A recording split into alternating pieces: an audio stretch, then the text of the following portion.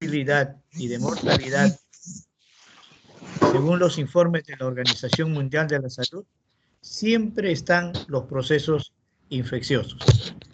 Decíamos pues que dentro de los procesos infecciosos, ¿no?, están fundamentalmente las infecciones bacterianas, las infecciones micóticas, las infecciones virales, las infecciones por toxinas bacterianas, y también entran ahí las infecciones por parásitos. Y dentro de las infecciones por parásitos está la neurocisticercosis. Al ladito de la toxoplasmosis, de la hidatidosis, de la triquinosis. Si recordamos nuestras clases de parasitología, pues siempre nos mencionaban que hay infecciones por parásitos, ¿no? Y dentro de las infecciones por parásitos, ¿no?, recordamos bastante la hidatidosis, pero también al ladito está la cisticercosis. Sin olvidar un cuadro parasitario que a veces es una infección oportunista, como la toxoplasmosis. Pero quienes eran más minuciosos y nos dictaban las clases, nos clasificaban, ¿no?, las infecciones parasitarias en protozoos o protozoarios. Y dentro de ellos está la toxoplasmosis, las amebas, la trypanosomiasis y el paludismo. Recordemos que las amebas es muy conocido, ¿no? En algunas ocasiones ha habido casos en el cual pues ha sido más bautizado como el come cerebros.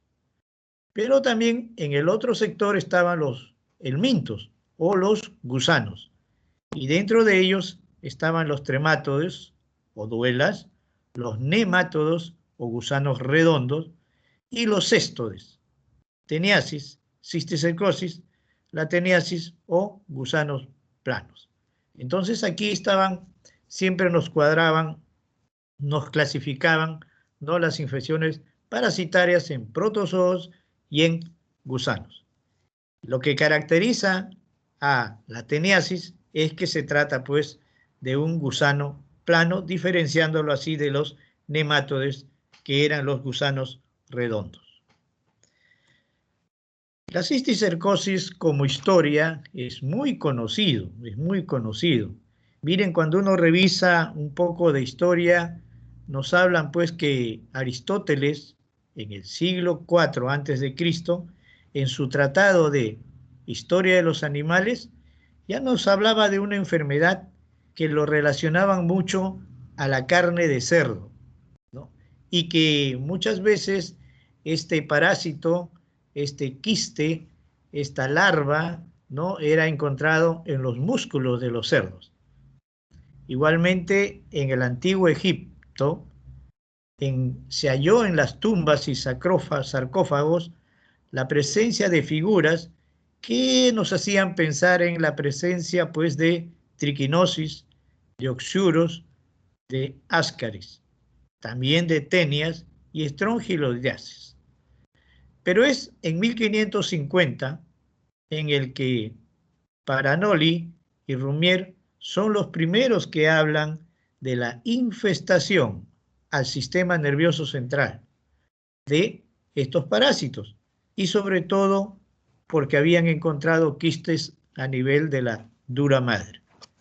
Hipólito Unanue, nuestro querido Hipólito Unanue, en 1792 hace el primer reporte de cisticercosis en el Perú, precisamente en un soldado que sufría de epilepsia. Y él es uno de los primeros que nos indica que en aquel entonces decía, aparentemente la causa más frecuente de epilepsia en el Perú es la cisticercosis. Miren, en 1792. Y esto ha seguido a través de los años, y hasta ahora seguimos pensando lo mismo, y las estadísticas muchas veces nos dan la razón. En 1984, la Organización Mundial de la Salud estimó que 5 millones de habitantes viven con cisticercosis y 1.5% con teniasis. Aquí en nuestro Perú, el MINSA, en el 2001, declara a la cisticercosis como un problema de salud pública.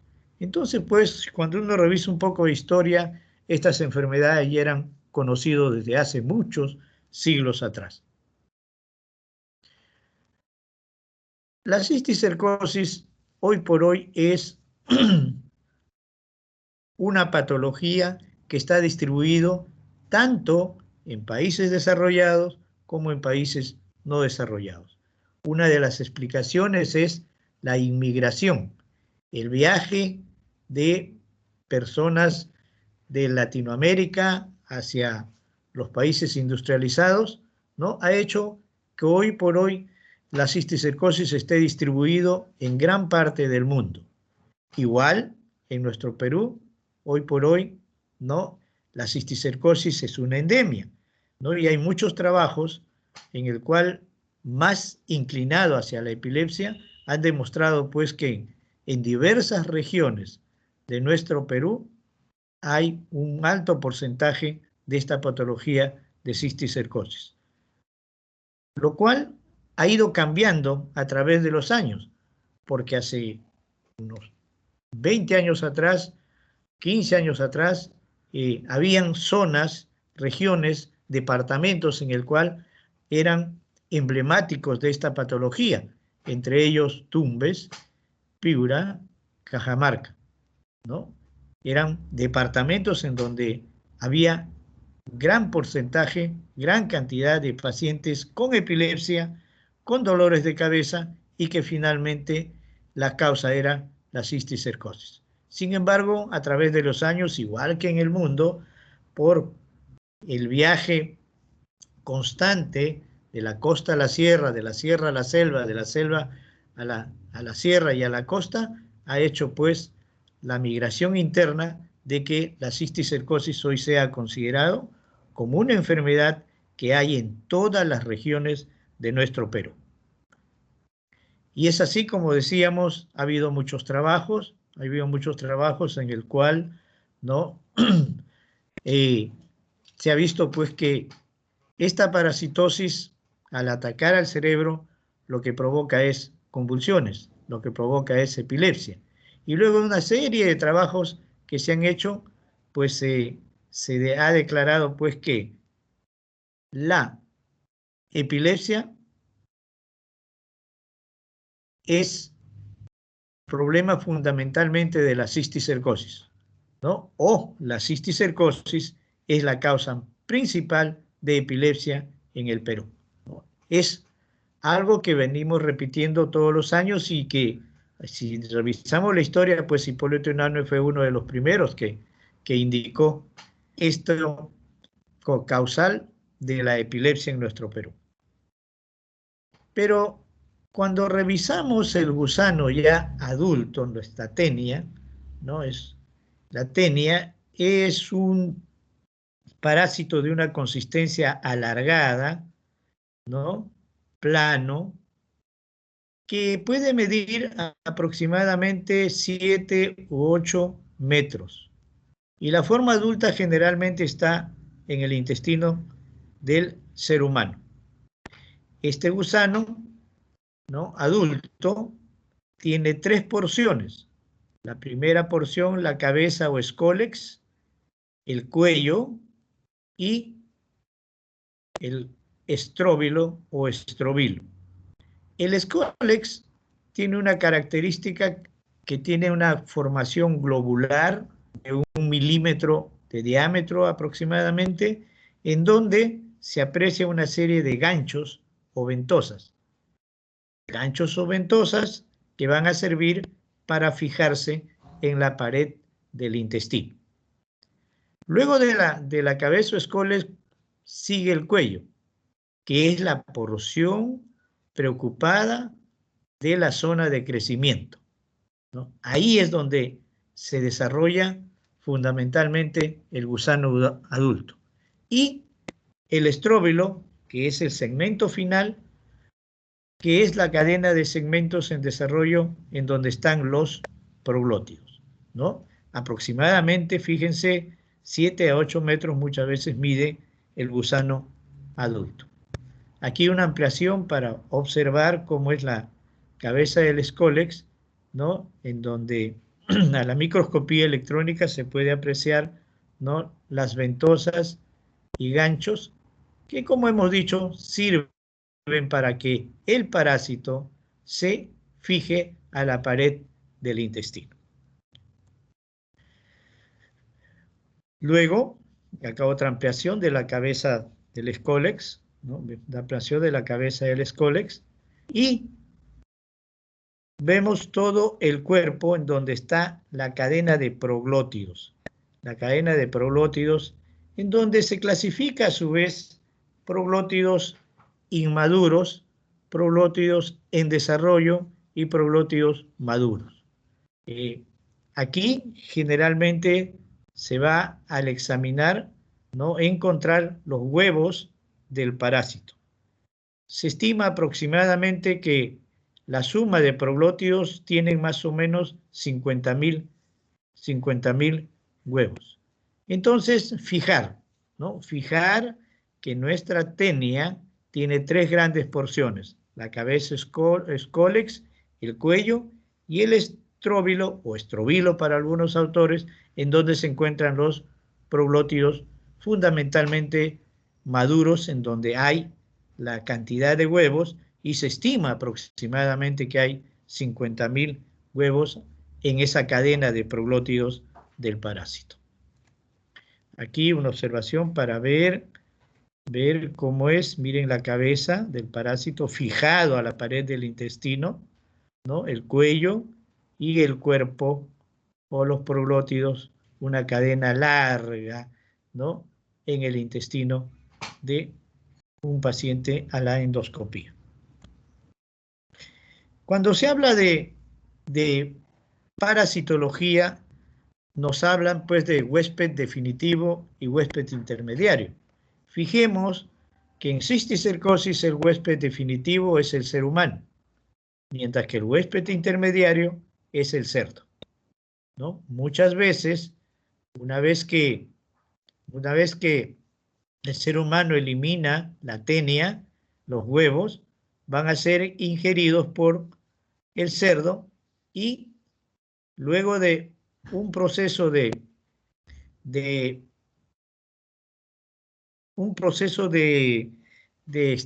biotransformación a nivel del intestino, ¿no?, los huevos van a distribuirse a nivel de todo el microorganismo del cerdo, pero fundamentalmente se van a ubicar en los músculos, ¿no? Y a veces, ¿no?, desde siempre, ¿no?, a esta enfermedad se le ha dicho pues que es fundamentalmente llevado por la carne de cerdo, y de ahí es donde nos infestamos.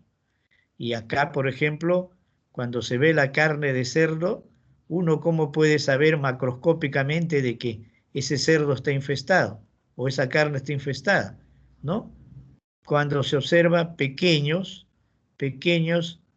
imágenes redondeadas o ovaladas, imágenes perladas que van a corresponder al cisticerco, ¿no? Entonces, cada vez que uno compra la carne de chancho o de cerdo, sobre todo a nivel de la lengua, uno tiene que revisar. Y si uno ve estas imágenes perladas, entonces preferible no comprarlo, porque probablemente está infestado de cisticercosis. Acá una vez más para remarcar que el huésped definitivo es el ser humano, mientras que el huésped intermediario es el cerdo.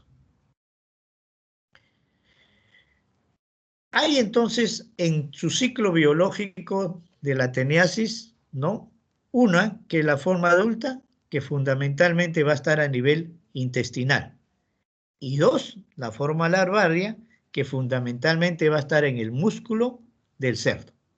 Pero hay algunos autores que nos dicen, y recordemos, que la cisticercosis es el resultado del enquistamiento de la larva de la Taenia solium. Entonces, 3 conceptos que tenemos que grabar: la forma adulta a nivel intestinal, la forma larvaria en el músculo del cerdo, y la cisticercosis es el resultado del enquistamiento de la larva de la Taenia solio. Una vez que este parásito ingresa al sistema nervioso, miren, va a distribuirse por todas las estructuras del ser humano. Así vamos a encontrar parásitos a nivel del tejido celular subcutáneo, a nivel del músculo esquelético, a nivel del corazón, a nivel del ojo, a nivel de la médula, a nivel del encéfalo, es decir, está distribuido en gran parte de los órganos de la economía, ¿no? Y es así cuando nosotros en la consulta externa recibimos un paciente y al examinar piel y faneras nos encontramos con estos nódulos redondeados, ovalados, móviles, muchas veces no dolorosos, ¿no? Sospechamos de que podría ser o tratarse de un cisticerco. Uno lo envía para tomar la muestra, la biopsia, y sí, sorpresa, sí son cisticercos en el tejido celular subcutáneo. Es así como llegan nuestros pacientes a la consulta, ¿no?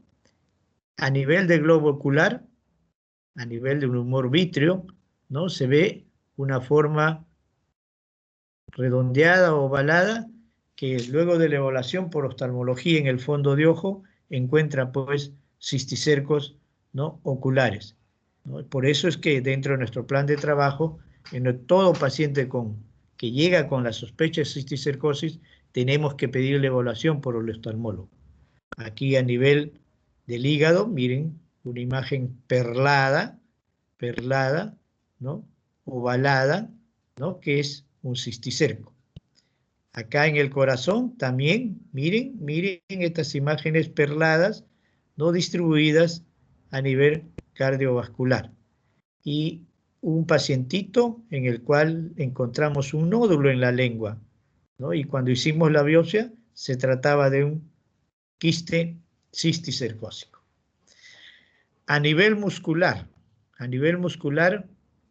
cuando tenemos la sospecha de que hay cisticercos a nivel muscular, hacemos la radiografía de partes blandas o ecografía de partes blandas y nos encontramos con estas imágenes así alargadas, blanquecinas, que parecen un cigarrillo. Justamente los radiólogos nos informan imágenes en cigarrillo o imágenes en cigarrettes. Cuando se ve esta imagen, lo primero que pensamos es que probablemente estamos frente a una cisticercosis que ha invadido a nivel de todos los músculos, en este caso pues todo el muslo, ¿no? Lleno de parásitos de cisticercos calcificados. Y cuando invade el cerebro, miren, adopta una forma redondita, ovalada, y lo que caracteriza es que dentro de esa imagen redondeada o ovalada hay una zona pues de hipodensidad, o sea, la zona oscura, hipodensidad. Y cuando vemos hipodensidad es porque hay líquido intraparasitario. Pero también en algunos pacientitos vemos este puntito blanquito dentro de la zona de hipodensidad, ¿no? Como un puntito hipertenso, que es la cabeza del escólex. Entonces, es así como nosotros vamos a encontrar la infestación a nivel del cerebro, y este es en su forma viva, activa, y acá ya los puntos blancos, que son las formas calcificadas de la cisticercosis. Es decir, estas son algunas imágenes como para reforzar pues que la cisticercosis puede atacar no solo a nivel de tejido celular subcutáneo, no solo a nivel ocular, no solo a nivel hepático, a nivel externo de la lengua, a nivel cardiovascular, a nivel muscular y también a nivel del cerebro. Acá, por ejemplo, una imagen, un fondo de ojo en el cual el oftalmólogo nos indicó que veía una imagen redonda grande, ¿no? Con una hiperintensidad en el medio, que finalmente cuando se envió a cirugía resultó ser un cisticerco en el humor vítreo. Cuando uno habla de cisticercosis, entonces a nivel del sistema nervioso hay una serie de clasificaciones. Y como van a ver, hay varios datos de cómo se clasifican. Por ejemplo, una primera clasificación de cisticercosis es relacionado al parénquima. Es decir, si el cisticerco está a nivel parenquimal o está a nivel extraparenquimal. Es decir, si está en la masa cerebral o está fuera de la masa cerebral. Y si está fuera de la masa cerebral, a nivel ventricular o a nivel subaracnoideo, ¿no? Por ejemplo, acá, parenquimales, vemos las imágenes en el tejido cerebral o cerebeloso. A veces nos encontramos con cisticercos intraventriculares o subaracnoideos. Entonces, una primera clasificación es con relación a si está dentro del parénquima o está fuera del parénquima. Y si está fuera del parénquima, a nivel ventricular o a nivel subaracnoideo. A veces a nivel ventricular, sobrenadando ahí el parásito en los ventrículos laterales, en el tercer o cuarto ventrículo. Esa es la primera clasificación. La segunda clasificación es si es viable o no viable, ¿no? Si está vivo o está muerto. Decíamos hace un momento que cuando uno ve la imagen del parásito, ¿no? Lo ve así, de una coloración oscura, redonda, ovalada. La imagen oscura o hipodensa, esta es tomografía, o hipointensa en resonancia, es debido a que el parásito tiene líquido que le da la característica de estar vivo. Entonces, la clasificación que hay con relación a si está viable o no es ver si la imagen tiene contenido líquido o no tiene contenido líquido. Es decir, si es que está hipodenso o si es que está sin líquido calcificado. Entonces hay los viables y hay los no viables. De acuerdo a los estadios, ¿no? Hay la forma vesicular, hay la forma coloidal, hay la forma granular y hay la forma calcificada. Es decir, cuando uno hace el examen radiológico, ¿no? Y ve una imagen viable, decimos parásito vivo, desde ese momento, si uno lo sigue, el parásito espontáneamente va a morir. Y entonces de la forma vesicular pasará a la forma coloidal, ¿no? De la forma coloidal pasará a la forma granular y de la forma granular pasará a la forma calcificada. Es decir, son estadios que observamos en el parásito cuando hacemos una imagen. También por el número de lesiones. Vamos a encontrar una clasificación que dice, pues, parásitos únicos, parásitos con una cantidad menos de 20, parásitos de 20 a 50 y parásitos más de 50, ¿no? O sea, en la cisticercosis podemos encontrarnos a nivel cerebral con un parásito, pero también nos podemos encontrar con más de 50 parásitos. Ahí tenemos pacientes a veces que tenemos que internarlo porque encontramos 200 o 300 parásitos. Esto es muy importante porque va a servir para la decisión que tenemos que tomar cuando haya que dar un tratamiento a la cisticercosis. Y por último, también hay autores que dicen es bueno también clasificar al parásito de acuerdo a su ubicación. Si está ubicado a nivel supratentorial, bueno, sabemos que hay parásitos, pero que nos da tiempo para poder tratar. Pero si está ubicado en zona infratentorial, fosa posterior o más a tronco cerebral, entonces decimos esta es una zona crítica. ¿Crítica por qué? Porque el parásito puede obstruir el libre paso del líquido cefalorraquídeo y al obstruir formar lo que se llama la hidrocefalia, que como sabemos es un dato de hipertensión intracraneana que puede llevar al éxitos letales a nuestro paciente. Entonces, eso es la clasificación que hay en este momento con relación a los parásitos. Miren, ¿no?, las diversas formas de imágenes que nos vamos a encontrar cuando busquemos parásitos. Miren, también hay las formas grandes. Normalmente los parásitos tienen 2 centímetros, ya 3 centímetros, pero a veces nos encontramos con parásitos que están por encima de 7, 8 centímetros, algunos hasta 10 centímetros. Entonces ahí decimos forma gigante o cisticercosis gigante, lo cual nos hace muchas veces pedir o hacer un diagnóstico diferencial con procesos expansivos, ya sea un astrocitoma, o ya sea un quistidatídico, o ya sea una patología que esté delimitando ahí líquido cefalorraquídeo como los quistes subaracnoideos, ¿no? Entonces nos obliga a trabajar duro con diagnósticos diferenciales. Y acá, por ejemplo, una imagen de lo que conversábamos.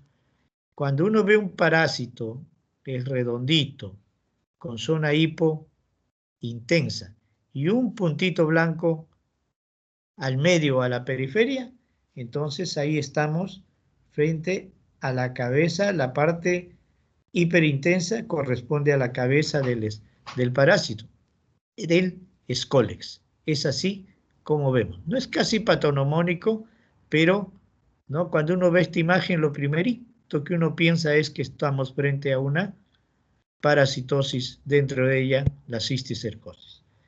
Y a veces nos encontramos con estas imágenes ya con tendencia a la calcificación, a morir, pero sin embargo hay edema, hinchazón periparasitaria que muchas veces también agrava el cuadro clínico. ¿Qué síndromes de presentación tiene la cisticercosis? Los grandes maestros nos decían, la cisticercosis tiene una serie de síndromes de presentación, pero aquí vamos a notar los más frecuentes. Y es cierto, ¿no? El primerito, síndrome convulsivo. La convulsión puede imitar a cualquier forma de la clasificación del ILAE, ¿no? Es decir, puede haber crisis parciales, crisis complejas, crisis generalizadas, ¿no? O a veces en un mismo paciente los 3 tipos de crisis, ¿no? Entonces, síndrome convulsivo es un primer gran síndrome de presentación. Síndrome focal, deficitario, ¿no? Bien sea una hemiparesia, bien sea una hemiplegia, bien sea una hemihipoestesia o a veces una hemianestesia, ¿no? Un síndrome focal, ¿no? Y que nos hace recordar muchas veces a los accidentes cerebrovasculares. El síndrome psíquico, generalmente confuso demencial, pero a veces atípico. Sí, pues en algún momento del curso de la enfermedad, dependiendo del lugar donde se ubique el parásito, puede pues dar cuadros confusionales, cuadros de agitación psicomotriz, cuadros de irritabilidad, cuadros de desorientación, ¿no?, que va a cursar con un cuadro demencial. Por eso es que el síndrome psíquico se caracteriza por ser más de un curso confuso demencial. Hipertensión intracraneana. siempre evolutivo, y lo más frecuente es la hidrocefalia. ¿Por qué? Sobre todo porque muchas veces el parásito va a crear inflamación en las meninges. Y esta inflamación muchas veces es a nivel de la base del cerebro. Y entonces va a dar lo que se llama la aracnoiditis basal. Y esa aracnoiditis basal, secundariamente, al obstruir el libre paso del líquido cefalorraquídeo, va a dar hidrocefalia, hipertensión intracraneal. Muchas veces el parásito, como hemos dicho, puede estar ubicado ahí en el tercer, cuarto ventrículo, ¿no? Sobrenadando. Y a veces en su movimiento como que tapa el orificio por donde pasa el líquido cefalorraquídeo y hace un efecto de válvula, ¿no? Lo tapa y se hace la hidrocefalia. Y a veces comienza a moverse, ¿no? Otra vez, como que destapa la válvula y mejora la hidrocefalia. Hemos visto muchas veces hidrocefalias ondulantes en nuestros pacientitos con cisticercosis de forma ventricular, que están sobrenadando en líquido cefalorraquídeo. Y también el síndrome hipófiso diencefálico. Raro, pero hay que estudiarlo, porque muchas veces puede pasar inadvertido. Es un cuadro de panhipopituitarismo, muchas veces que es un síndrome que puede presentar y hay que tenerlo presente. Entonces, dentro de los síndromes de presentación, tenemos al síndrome convulsivo, al síndrome focal, al síndrome psíquico, al síndrome de hipertensión intracraneana y al síndrome diencefálico. Cuando ya está nuestro paciente internado y queremos y sospechamos de que estamos frente a una parasitosis, cisticercosis, hay un plan de trabajo, ¿no? Aparte de los exámenes de rutina que siempre se pide, ¿no? Sus pruebas de hemograma, hemoglobina, hematocrito, pruebas tiroideas, examen completo de orina. A veces tenemos que pedir también una evaluación por cardiología, evaluación por el oftalmólogo, porque en el fondo de ojo puede encontrar parásitos, ¿no? Estamos pues realmente obligados a pedir una tomografía, una resonancia, no solo a nivel cerebral, sino también a nivel raquimedular, espinal, porque a veces cuando hay parasitosis a nivel encefálico, puede haber también en la parte subaracnoidea raquimedular. Y no olvidar de la radiografía de partes blandas, porque podemos encontrarnos con sorpresas, ¿no? Con parásitos con imágenes en cigarrillo a nivel muscular. Hoy por hoy, la prueba que nos ayuda bastante a diagnosticar cisticercosis es la prueba de Westerblot para cisticercosis. No hay que olvidar que Westerblot es la técnica que se utiliza, porque Westerblot, ya saben, hay para el HIV-Sida, hay para las distrofias musculares, hay para otras entidades, ¿no? Que se utiliza el Westerblot, ¿no? Aquí el Westerblot también se utiliza para diagnosticar cisticercosis. A veces lo pedimos y a veces hacemos el líquido cefalorraquídeo, en donde hay aumento de proteínas, aumento de células, puede haber la disociación albúmino-citológica o puede venir normal. Sobre todo en esos pacientes con hidrocefalia podemos encontrar disociación albúmino-citológica. El Westerblot, hoy por hoy, es la prueba con mayor sensibilidad, con mayor especificidad, ¿no? Para el diagnóstico de cisticercosis. Se pide tanto en suero como en líquido cefalorraquídeo. Pero desde hace algunos años que hicimos un trabajo, ¿no? Comparando los resultados en suero y en líquido cefalorraquídeo, ¿no? Llegamos a una conclusión, que no era muy necesario hacer el Westerblot en líquido cefalorraquídeo. Entonces, hoy por hoy, pues, pedir el Western blot en suero, muchos autores dicen que es suficiente, y no les falta razón, porque en el trabajo que hicimos, si comparamos Western blot en suero, Western blot en líquido cefalorraquídeo, si salía Western blot, por decir, 6 bandas en suero, en líquido también salía 6 bandas. Si salía 4 bandas en suero, en líquido también salía 4 bandas. Si salía 3 en suero, en líquido también. Hicimos un trabajo a largo plazo que nos duró más o menos 2 años y en realidad llegamos a esa conclusión. La conclusión fue que el valor que salía de Western blot en suero era idéntico al del líquido cefalorraquídeo en un mismo momento. Y entonces desde aquella oportunidad muchos autores, y van a leerlo en las revistas, que muchas veces para el diagnóstico de cisticercosis solo piden el Western blot en suero y ya no en líquido cefalorraquídeo.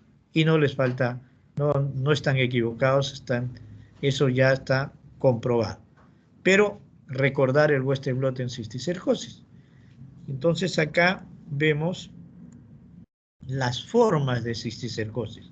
Vemos a nivel parenquimal, vemos a nivel, ¿no?, pequeños, grandes, ¿no? Vemos intraventricular, miren acá vemos uno intraventricular, uno a nivel subaracnoideo, miren la cantidad.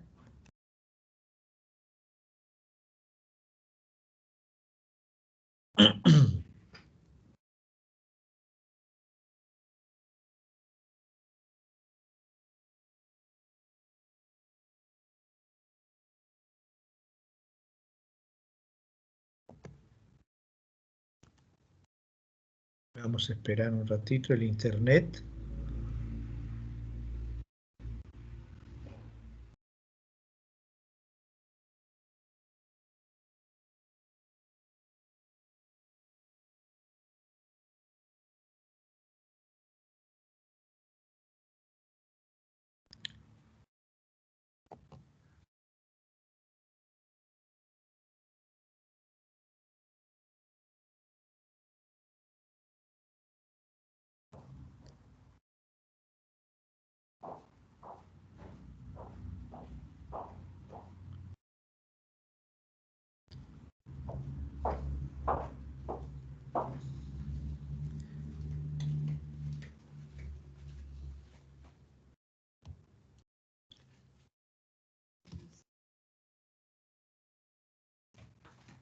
Un ratito el internet, un momentito.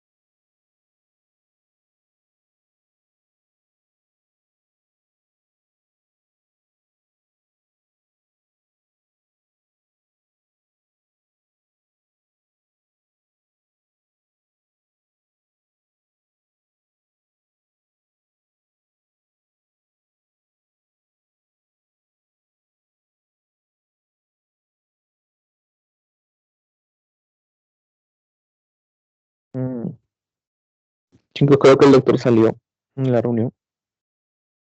Sí, creo que es por su internet. Seguro va a volverse a conectar.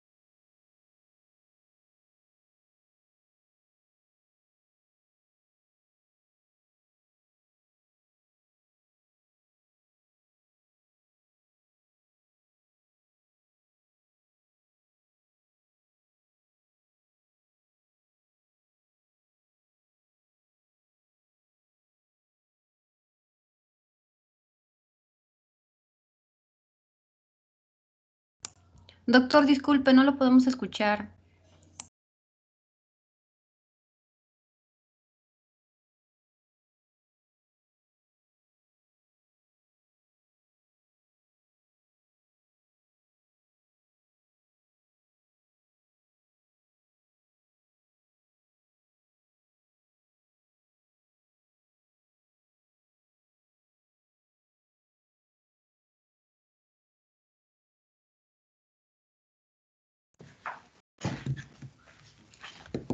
Ojalá aquí.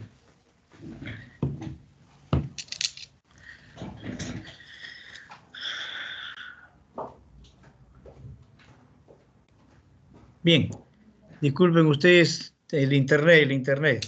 La tecnología no es absoluto. La verdad que, bueno, vamos a aprovechar porque otra vez se me va, ya no me hace caso. Bien, vamos entonces a trabajar un poco sobre tratamiento. Cuando uno habla de tratamiento, hay que dar el tratamiento sintomático, ¿no? Y generalmente, como habíamos dicho, generalmente hay la convulsión, ¿no? Entonces, recordemos que en epilepsia tenemos que usar la fenitoína, la carbamazepina, el ácido valproico y el fenobarbital como fármacos básicos. ¿Y qué es lo que más se va a encontrar, sobre todo cuando hagamos nuestro internado y cuando hagamos nuestro serum? Fenitoína, recuerden jóvenes, de 4 a 5 miligramos por kilo de peso. Carbamazepina de 10 a 20 miligramos por kilo de peso. Ácido valproico de 20 a 60 miligramos por kilo de peso. Y el fenobarbital 100 miligramos por día o 200 miligramos por día, ¿no? Estos son los fármacos que uno tiene que utilizar cuando hay epilepsia por cisticercosis.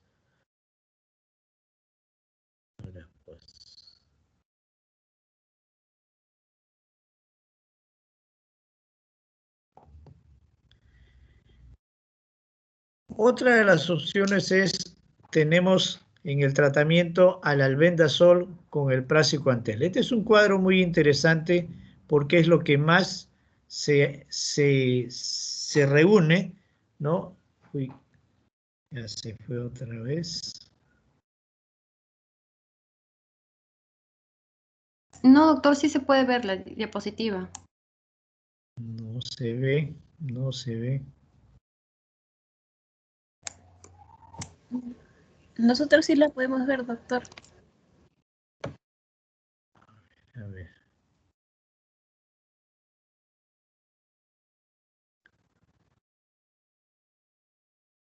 Se fue. Doctor, sí le podemos ver las diapositivas. ¿Ustedes ven? Sí, Yo sí, doctor, no sí veo. podemos. Lo que A ver, podría un ser... ratito, un ratito. Voy a ver si lo arreglo, ¿ya? Ya, ya, doctor.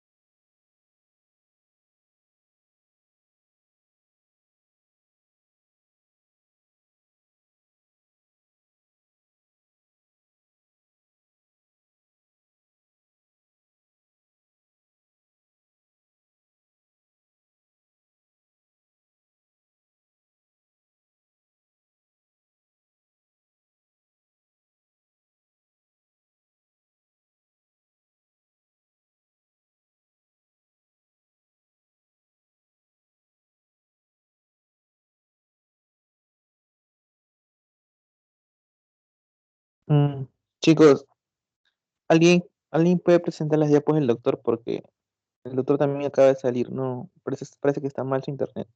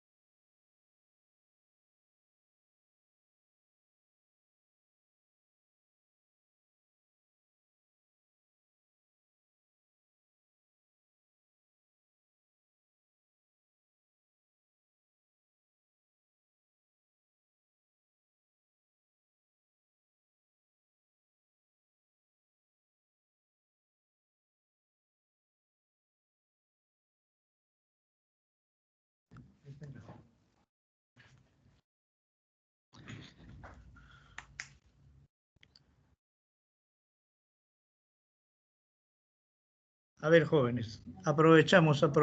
La verdad que esto es todo un tema. Bien, decíamos, ¿no?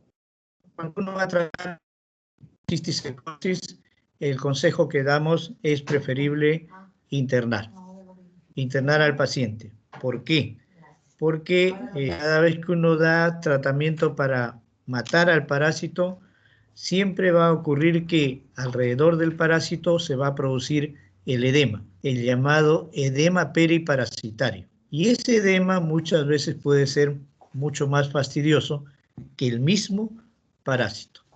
Por eso es preferible internar al paciente, ¿no? Por unos 20 o 30 días que más o menos dura el tratamiento. El tratamiento es con sintomáticos, con corticoides y con el antiparasitario. Los sintomáticos, ¿no? Analgésicos, anticonvulsivantes, y hemos hablado de qué anticonvulsivantes hablamos. Si nos hace hipertensión intracraneana, habrá que usar diuréticos osmóticos, ¿no?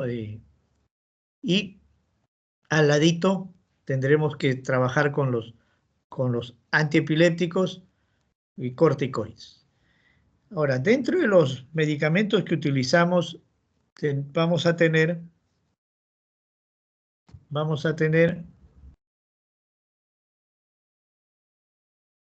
al albendazol, al praziquantel. Y este cuadrito es importantísimo que ustedes lo tengan, por favor. Dice así: lesión única. Primera opción, albendazol por 10 días. Segunda opción, albendazol más praziquantel por 10 días. Es decir, hay dos grandes trabajos en el mundo que nos dan este consejo, ¿no? A veces es difícil conseguir praziquantel, es muy difícil conseguir praziquantel. Entonces, por eso que en nuestro Perú, que no tenemos praziquantel, utilizamos la primera opción, albendazol por 10 días. La segunda opción, si es que tenemos la suerte, pero tenemos que saberlo, es el albendazol más praziquantel por 10 días.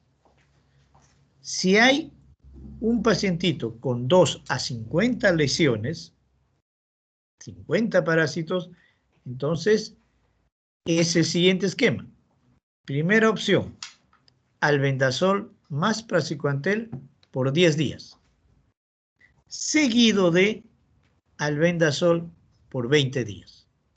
Repito, primera opción, albendazol más praziquantel por 10 días, seguido de albendazol por 20 días. Son 30 días de tratamiento. Y la segunda opción es dar pues albendazol los 30 días. ¿No? Albendazol los 30 días. ¿No?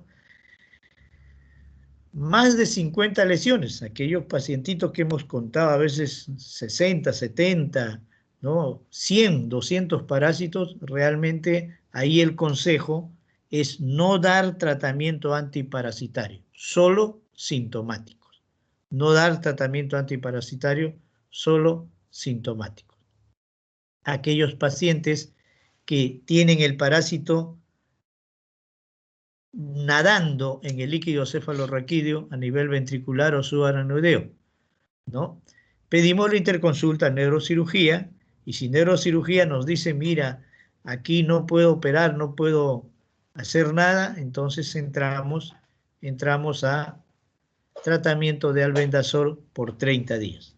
Y nos está yendo bien, A veces nos encontramos con esos parásitos que tienen 8, 10, 12 centímetros, ¿no? Grandes, que nos hace hacer el diagnóstico diferencial con el astrocitoma, con la hidatidosis, con quistes aracnoideos.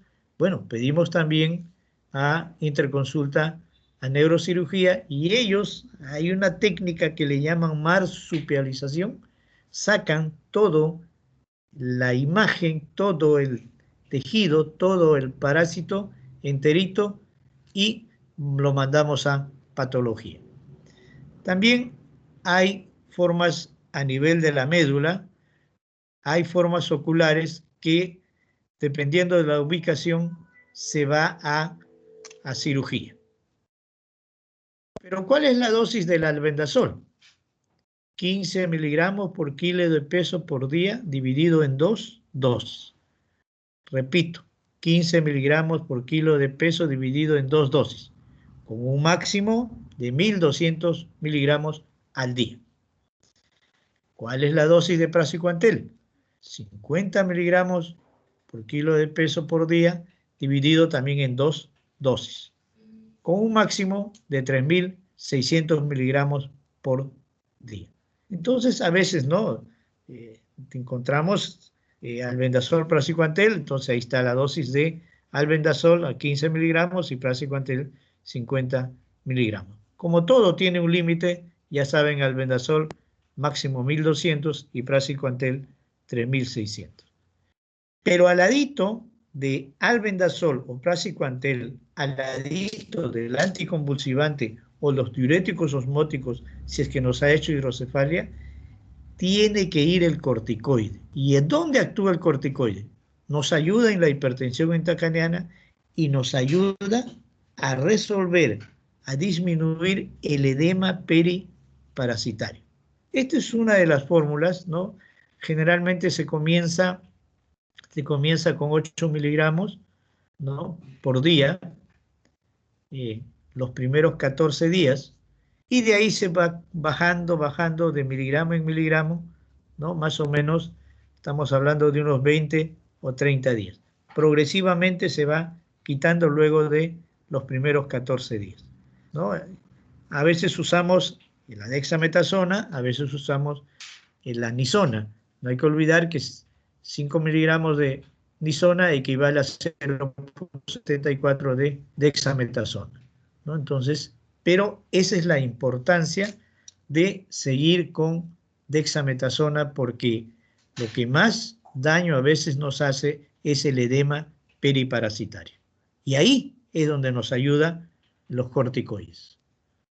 Pero como todo tiene sus contraindicaciones, ¿no? Por ejemplo, en el embarazo y lactancia, se puede, si mi paciente está embarazada o embaraza, habiéndole diagnosticado cisticercosis, espero pues que pase, ¿no?, todo el embarazo y después se dará el tratamiento.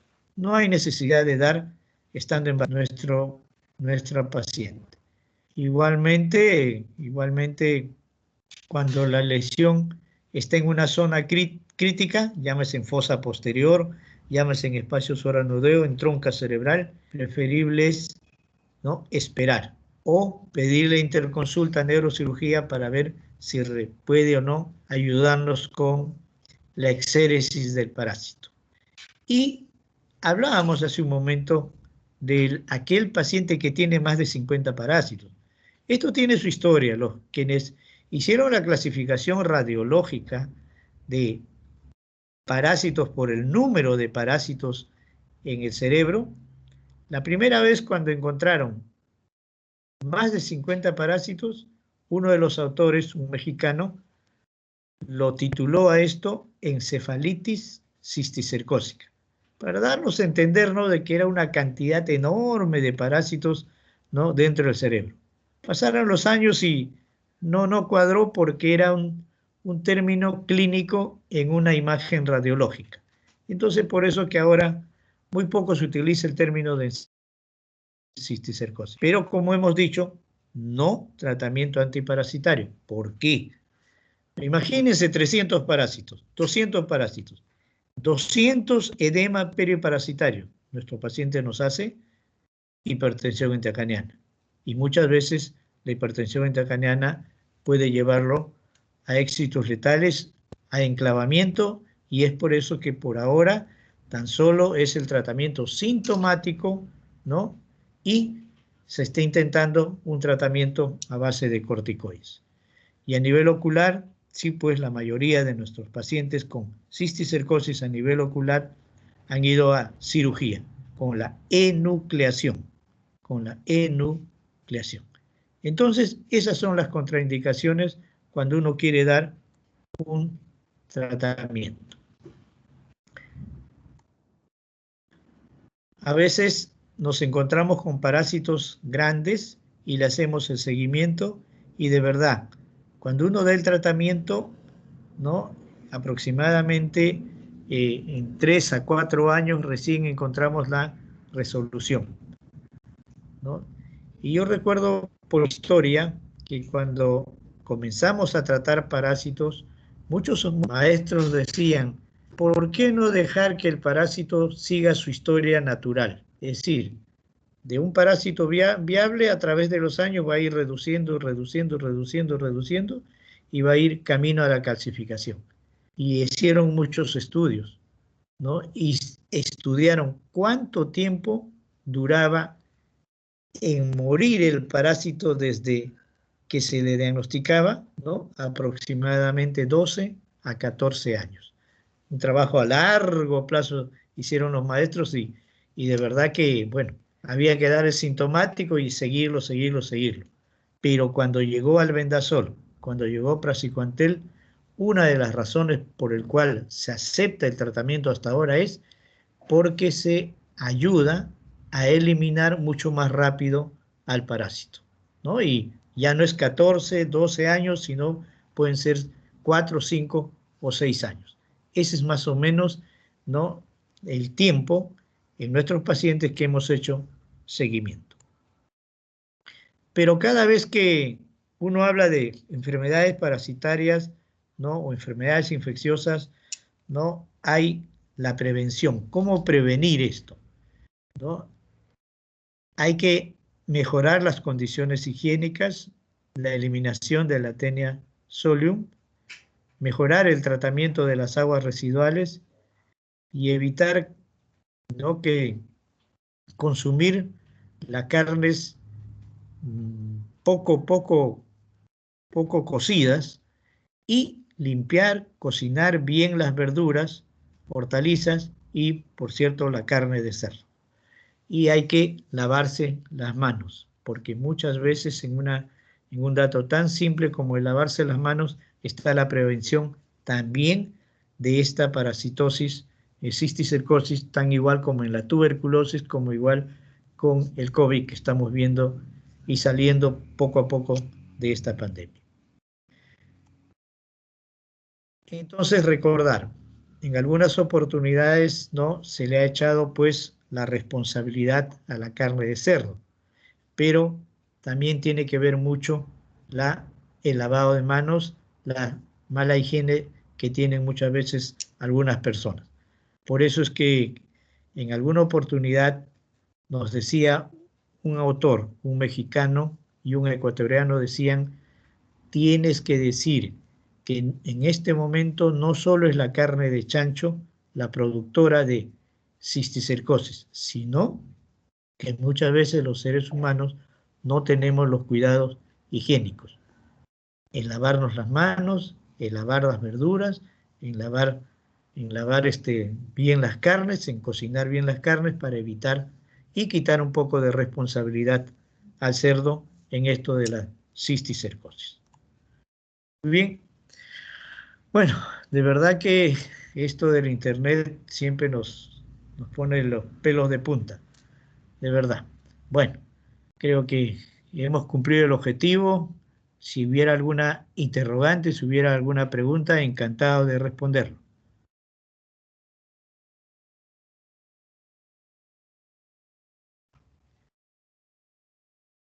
Ingrid, ¿alguna pregunta?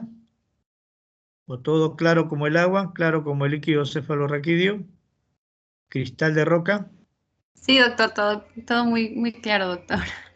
Hoy sí, pero este internet nos ha hecho una mala jugada. Pero bueno, creo que lo fundamental ya lo han grabado, tengan cuidado con esos esquemas de tratamiento, ¿ya? Y tengan cuidado con el lavado de manos, que está de moda, el lavado de manos. Y lógico, el lavado de los alimentos.